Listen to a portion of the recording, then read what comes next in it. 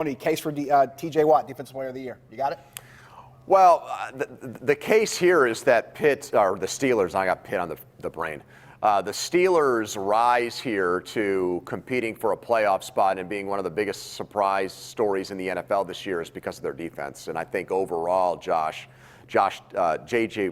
Watt has been the Steelers' best defensive player this year. But here's the problem for the Defensive Player of the Year award. You look back at the history of it, almost every year, you've got to be on a really good team, at least one that makes the playoff. It's almost a team-driven award in some ways to get the individual honor. And if you're not, it's like the MVP award in baseball, Josh.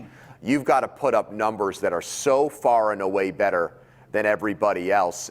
That way they might give it to a guy that's on an 8-8 team or a 7-9 team. And so I think that's where T.J. Watt's going to fall short. If he had made that play on Darnold to end the first half of the Jets game, they go on to win, and they're in position to make the playoffs, I think he's got an even better case. But now, because of that loss and probably being the last team to miss out on the playoffs, I think Gilmore in New England is going to end up getting the award. I think they were neck and neck going into that last game. I think that's a good point. As far as Buffalo, because that's a team that they faced toe-to-toe, and Buffalo came out on top. Right. The last player to win the Defensive Player of the Year award and not be on a playoff team was his brother in 2014. That was a 9-7 team, just like the Steelers might end up being. But J.J. had 20.5 sacks that year.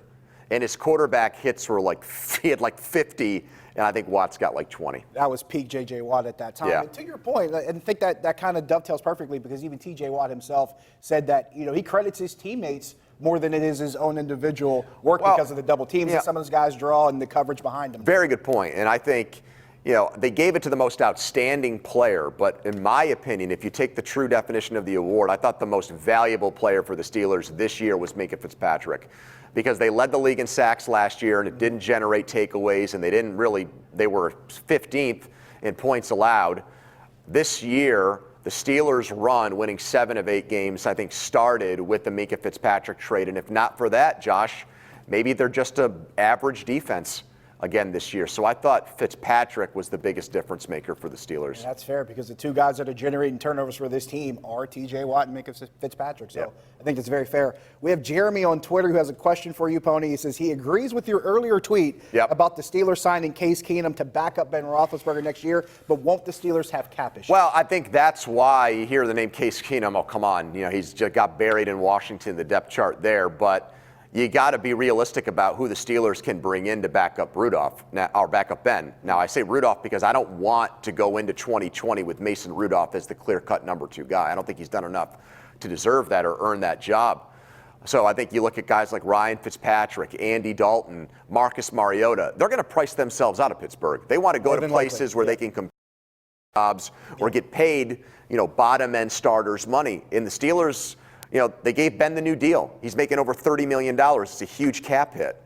I don't think they're locked into it for a few years. Yeah, and I don't think Eli Manning or Phillip Rivers, I've seen those names. You think they're going to come here and back up Ben? Come on. I mean, no way. I mean, they'd retire before they did that. So to me, Keenum is the best example of a guy who makes $4 or $5 million.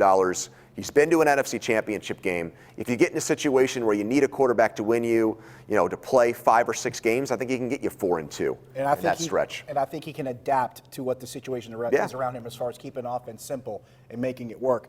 We got a couple phone calls. We got Mark in the North Hills. Mark, you're on the Nightly Sports Call. Hi, how you guys doing? Good. How are Mark?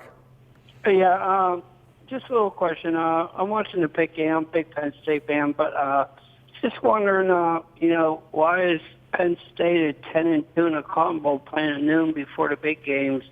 And I think they should have a primetime game that maybe you would have put 2 6-6 teams at noon. Just appreciate your comments. Well, here's the difference, and thanks for the call. We're talking about a primetime game on the day after Christmas on a Thursday as opposed to a Saturday at noon before New Year's Day. Right. I'd watch the Saturday bowl game over it's the lead-in into the first playoff game. Exactly. Michigan, Ohio State play at noon every year. Right. It's not on FS2. It's not on ESPNU. It's on ESPN. I mean, it's part of the New Year's 6 college football playoff tie into those bowl games, and I get it. Penn State fans wanted the Rose Bowl this year.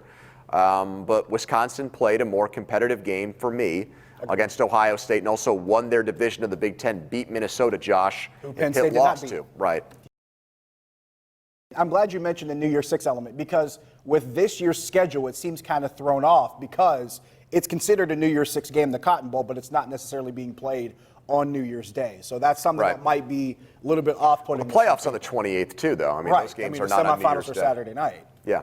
So that kind of changes everything, too. Got another call on the line. David in Burgettstown. David, you're on the Nightly Sports Call. Hi, David. Yeah, hi. I'm first-time caller. Appreciate you. What's up? Who you think that the Penguins are going to give for the new hockey team that's coming out? I'm sorry?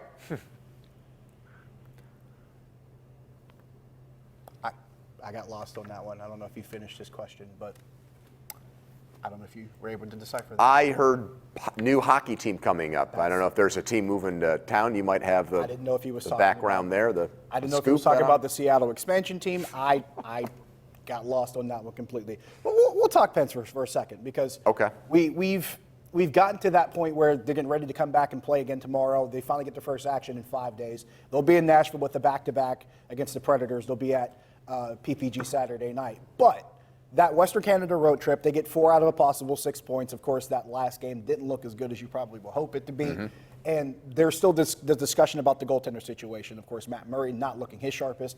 Mike Sullivan's pretty much publicly said, look, he's working with our goaltender coach, trying to get himself right. At this point, even after that long break, the guys have had time to kind of let some things go, get it out of their system. Bringing it back out, are you still riding Tristan Jarry for Mike Sullivan, or do you try to give Matt Murray another shot to ease back in? No, it's a back-to-back, so I start Jarry in the first game. I come back with Murray on Saturday at home. I mean, to me, long-term, it's still Matt Murray. I still anticipate, I'm not breaking any news here. I anticipate that Matt Murray will be the goalie in Game 1 of the Stanley Cup playoffs for the Penguins, but for right now, you're not lapping the field here. You're not in first place running away with the thing, Josh. So Jarry has been, tops in the league in goals against average, save percentage. You can argue if he's played more games, he'd be a Vezina candidate. So I think he's got to be the guy until proven otherwise. Well, what we'll do now is we'll take a break. We come back, we'll answer more phone calls, more tweets. We got a lot more to talk about here on the Ireland Contracting Nightly Sports Call, powered by FanDuel Sportsbook. Josh Taylor, Andrew Fillipponi. See you in a few minutes.